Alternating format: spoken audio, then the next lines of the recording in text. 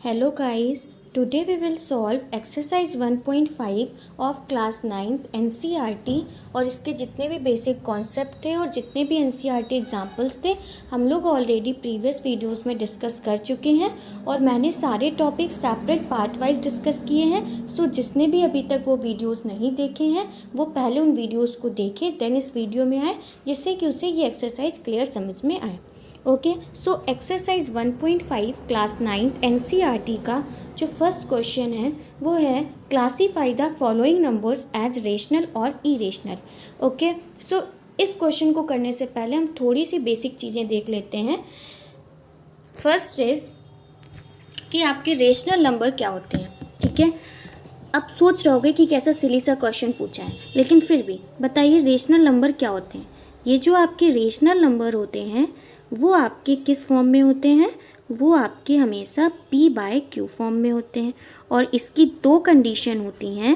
First condition ये होती है कि जो आपका q होता है वो 0 के इक्वल नहीं होना चाहिए और सेकंड कंडीशन होती है कि जो p है और जो q है वो आपके क्या होते हैं, इंटीजर्स होते हैं।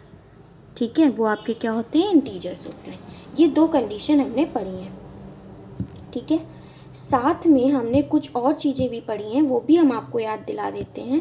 जैसे हमने पढ़ा था कि कोई भी रेशनल नंबर है और अगर हम उसको इरेशनल नंबर में ऐड करते हैं तो हमें क्या मिलता है, इरेशनल नंबर मिलता है।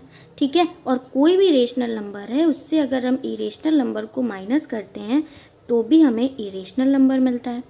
फोर्थ कंडीशन ये थी कि कोई भी रेशनल नंबर है और अगर हम उससे इरेशनल नंबर को मल्टीप्लाई करते हैं तो हमें इरेशनल नंबर मिलता है और कोई भी रेशनल नंबर है अगर हम उसको डिवाइड करते हैं इरेशनल नंबर से तो भी हमें इरेशनल नंबर मिलता है। या सेकंड कंडीशन होती है कि कोई भी इरेशनल नंबर है उसको अगर हम रेशनल नंबर से डिवाइड करते हैं तो भी हमें इरेशनल नंबर मिलता है। आई होप आपके ये चीज़ समझ आ गई होगी। ओके, देन हम अपने क्वेश्चन में आ जाते हैं। क्वेश्चन है 2 - √5। अब 2 - √5 जो है वो आपको क्लियर समझ में आ रहा होगा कि जो 2 है वो आपका रेशनल नंबर है और √5 आपका इरेशनल नंबर है। तो हम जब भी रेशनल नंबर में इरेशनल नंबर को माइनस करेंगे तो हमें क्या मिलेगा, इरेशनल नंबर मिलेगा। सो इस तरीके से फर्स्ट हमारा क्या हो गया, इरेशनल नंबर हो गया। देन हम सेकेंड में आ जाते हैं। सेकेंड आपका है 3 + √23 - √23। तो अब आपको क्लियर देख पा रहे हो कि जो √23 है प्लस का और माइनस का ही कैंसिल हो जाएंगे, तो बेसिकली हमारे पास जो बचेगा वो आपका बचेगा ओनली 3 और 3 को हम 3/1 लिख सकते हैं जो कि आपके p/q फॉर्म में होता है और p/q फॉर्म में जो भी होता है और अगर p और q दोनों इंटीजर्स होते हैं और q 0 के इक्वल नहीं होता तो वो हमारा रेशनल नंबर होता है। तो ये हमारा क्या हो गया, रेशनल नंबर हो गया। ठीक है, देन हम थर्ड पार्ट पे आते हैं। थर्ड पार्ट है 2√7 pi 7√7। अब इसमें भी क्लियर दिख रहा होगा कि √7 से हम √7 को कैंसिल कर सकते हैं तो हमारे पास क्या बचेगा, 2/7 और 2/7 भी हमारा क्या है, रेशनल नंबर है। ये भी सब लोग देख पा रहे हैं।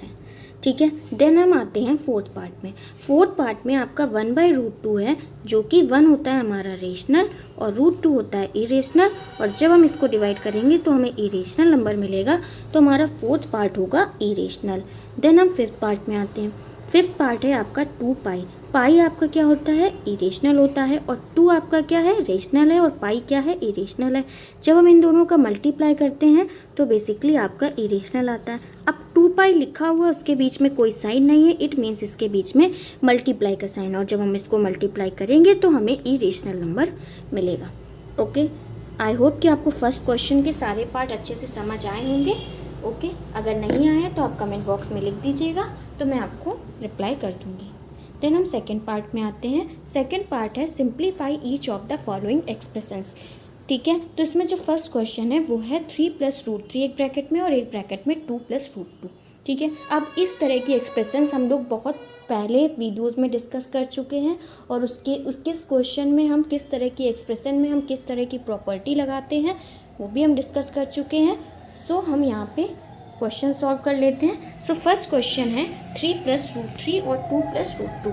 तो जिसने भी वो वीडियोस नहीं देखे वो पहले उन वीडियोस वीडियोस को देख लें, मैं उसका लिंक डिस्क्रिप्शन में दे दूँगी, जिससे आपको कोई प्रॉब्लम नहीं होगी। ओके, देन फर्स्ट आपका क्या है, 3 + √3 और 2 + √2। ठीक है, ये आपका है 2 + √2। अब हम बेसिकली क्या करेंगे, इसका मल्टीप्लाई 3 का मल्टीप्लाई 2 से करेंगे तो हमें 6 मिलेगा, प्लस 3 का मल्टीप्लाई √2 से करेंगे तो हमें 3√2 मिलेगा, प्लस √3 का मल्टीप्लाई हम 2 से करेंगे तो हमें 2√3 मिलेगा। यहाँ पे हमें 3√2 मिला था और यहाँ पे हमें 2√3 मिला है, प्लस √3 का मल्टीप्लाई √2 से करेंगे तो हमें √6 मिलेगा। क्लियर हुआ? देन हम आते हैं सेकेंड पार्ट में अपने। जो सेकेंड पार्ट है वो आपका है 3 + √3 और 3 - √3। ठीक है, अब इसको हम लोग कैसे सॉल्व करेंगे? हम सभी को पता है कि इसमें क्या प्रॉपर्टी लग रही है। इसमें जो आपकी प्रॉपर्टी लग रही है वो बेसिकली आपकी a + b और a - b की लग रही है। ठीक है, और हमें पता है जहाँ पे भी ये प्रॉपर्टी लगती है उसका आंसर क्या आता है, a² - b² आता है। तो यहाँ पे भी यही प्रॉपर्टी लग रही है, तो इसका आंसर क्या आएगा, a² - b² आएगा। ठीक है, तो a² मीन्स a क्या है 3 और b क्या है √3। तो a का स्क्वायर करेंगे, 3 का स्क्वायर करेंगे 9 होगा, माइनस b² मीन्स √3², और जब भी हम √3² करेंगे हमें क्या मिलेगा 3। तो हमारा आंसर आ जाएगा 9 - 3 = 6। आई होप कि आपको ये क्वेश्चन भी समझ आया होगा। देन हम आते हैं अपने थर्ड पार्ट में। थर्ड पार्ट जो है वो क्या है आपका, √5 + √2 का होल स्क्वायर। क्या है, √5 + √2 होल स्क्वायर।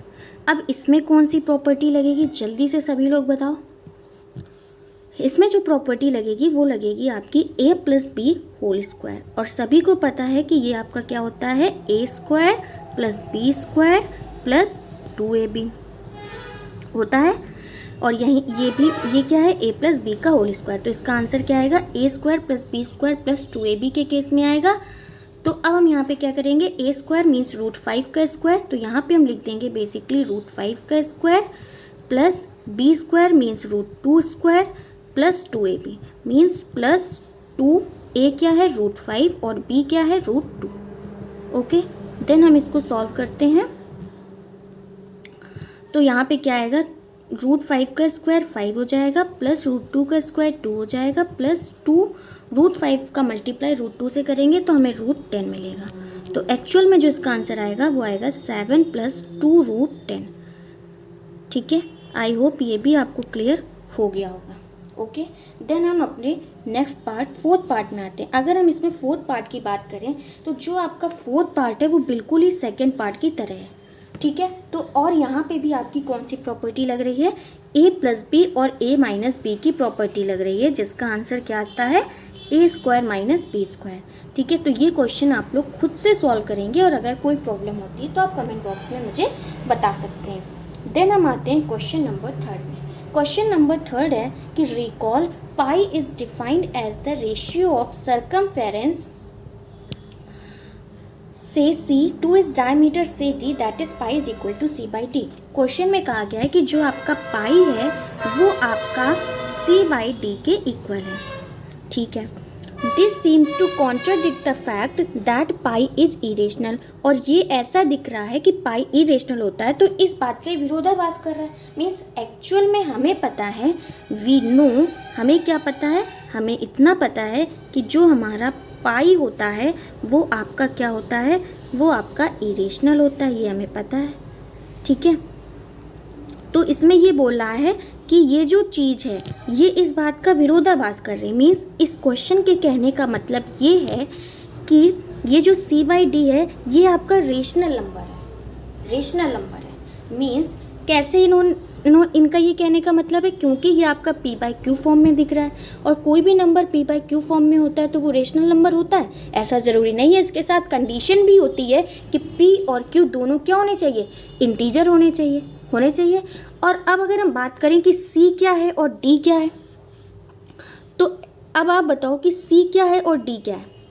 तो हम सभी को पता है कि जैसे कि कोई हम सर्कल ड्रॉ करते हैं तो इसमें जो सर्कमफेरेंस होता है वो ये चीज़ होती है, और ये आपका क्या होता है, ये सर्कमफेरेंस होता है और ये क्या होता है, डायमीटर होता है।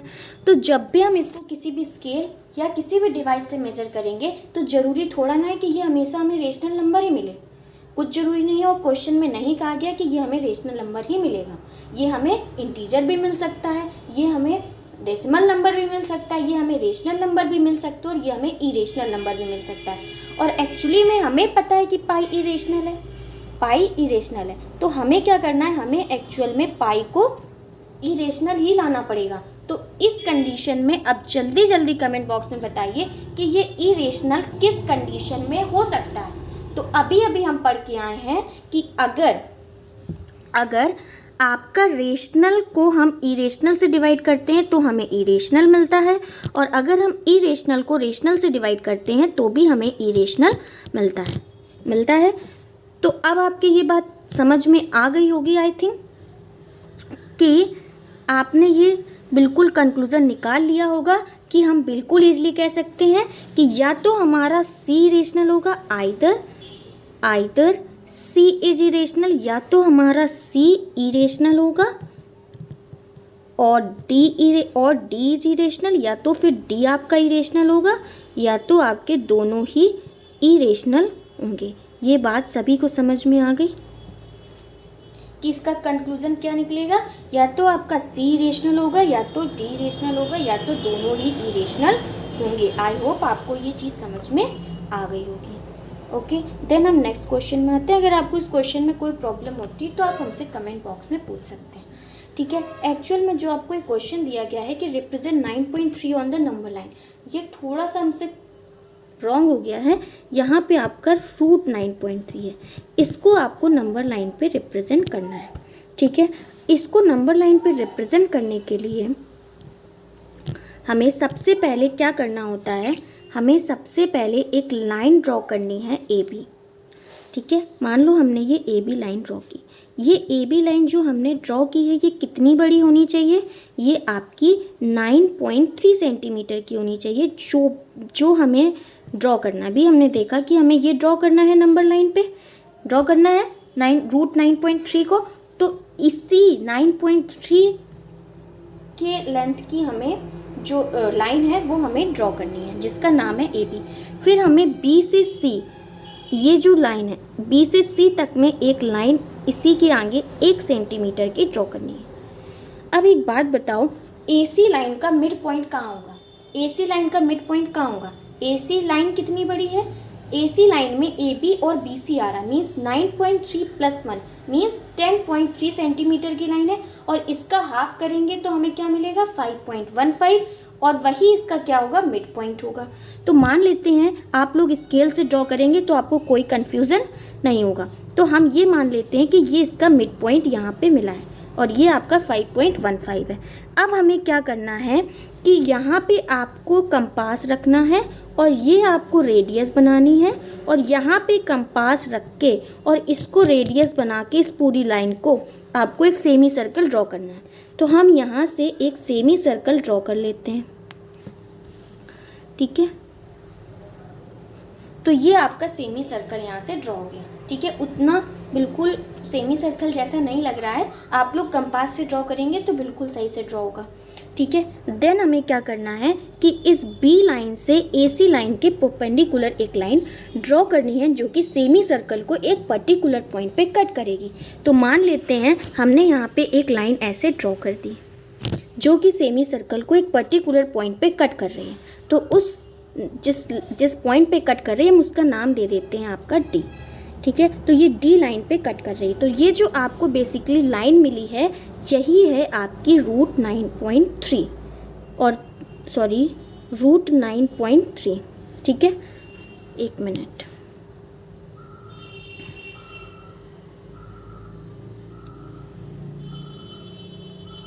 ये हो गया, ठीक है।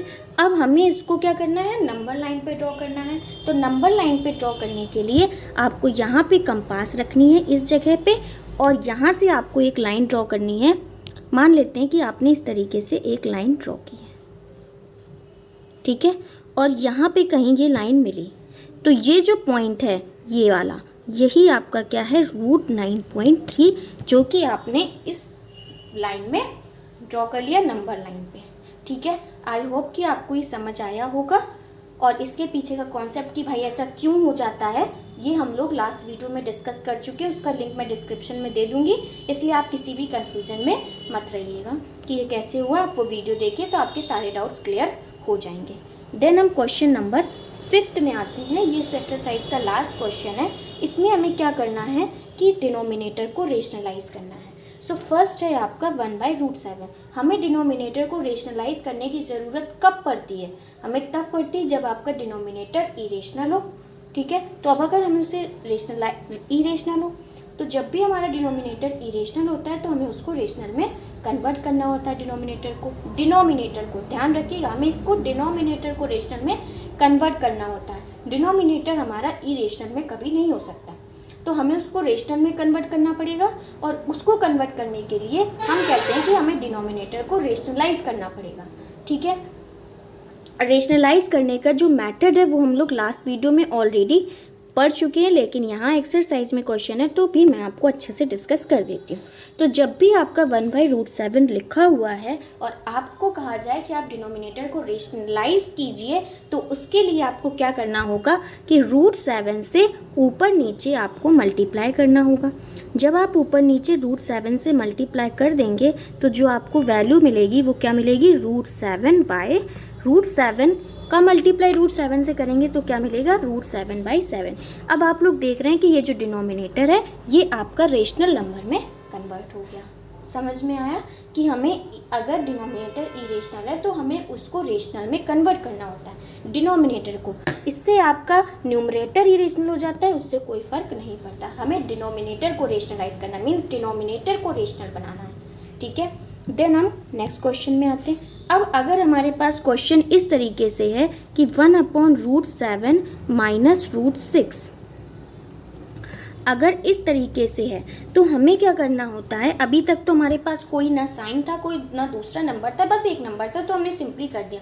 अगर हमारे पास इस तरह का नंबर आता है तो हमें कुछ नहीं करना, इसी नंबर से मल्टीप्लाई करना है।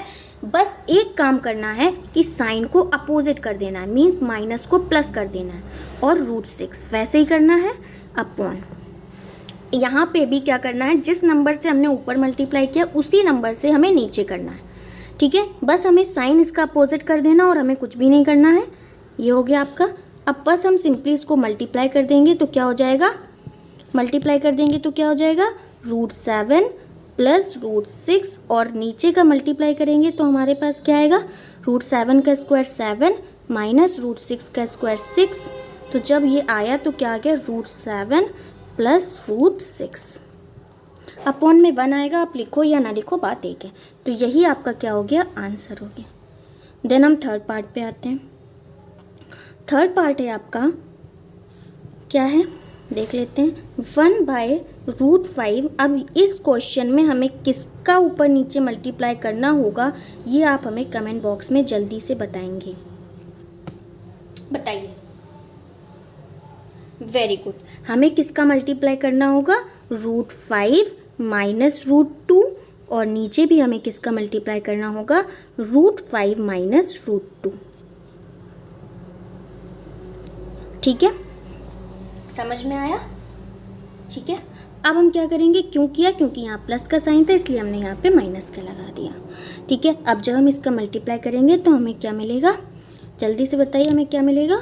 √5 माइनस √2 अपॉन में √5 plus √2। √5 minus √2 means a plus b, a minus b लग रहा है, तो a स्क्वायर √5 का स्क्वायर 5 और √2 का स्क्वायर 2, तो 5 माइनस 2, तो ये आपका क्या आ जाएगा? √5 माइनस √2 अपॉन में 3। क्लियर? अब जो आपका फोर्थ क्वेश्चन है ये बिल्कुल ही आपको इसी तरीके से सॉल्व करना है। मीन्स माइनस है तो आपको ऊपर नीचे जो मल्टीप्लाई करना है, बस आपको साइन चेंज करना है, नंबर यही रखना है, तो माइनस की जगह प्लस हो जाएगा। अब आप ये क्वेश्चन खुद से सॉल्व कर लेंगे। ओके, आई होप कि आपको हमारा ये वीडियो पसंद आया होगा और आपको सारे क्वेश्चन भी समझ में आए होंगे। अगर आपको किसी भी क्वेश्चन में कोई भी प्रॉब्लम होती है तो आप मुझसे कमेंट करके पूछ सकते हैं, मैं रिप्लाई ज़रूर करूँगी और अगर ज़रूरत पड़ी तो मैं उसे एक्सप्लेन भी करूँगी। और अगर आपको हमारे वीडियोस पसंद आ रहे हैं तो please like, share and subscribe ज़रूर कीजिएगा और बेल आइकन को भी ज़रूर प्रेस कीजिए, जिससे आपको हमारे वीडियोज़ के सारे नोटिफिकेशंस मिल जाएं और आप कंटिन्यूअसली नई नई चीज़ें सीखते हैं। Okay, thank you.